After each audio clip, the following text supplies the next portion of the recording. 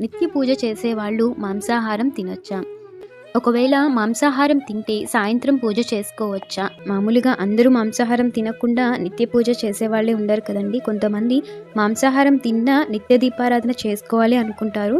అలాంటి వాళ్ళు మనం ఉదయాన్నే దీపారాధన చేస్తాం కాబట్టి పొద్దున దీపం మామూలుగా పెట్టేసుకోవచ్చండి.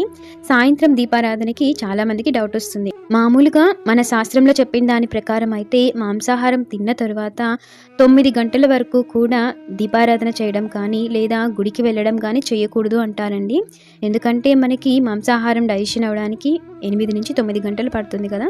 ముఖ్యంగా 2 పూట్ల దీపారాధన చెయ్యాలి అనుకున్న వాళ్ళు మధ్యాహ్నం మాంసాహారం తింటే సాయంత్రం స్నానం చేసి దీపారాధన చేసుకోవచ్చండి. లేదా ఆ పూట పూజ ఆపేసి నెక్స్ట్ డే మార్నింగ్ మామూలు స్నానం చేసి పూజ చేసుకోవచ్చు. ఒకవేళ ప్రత్యేకమైన పూజ అయితే తప్పక తల స్నానం చేసి చేసుకోవాలి. శ్రీమాత్రే నమః.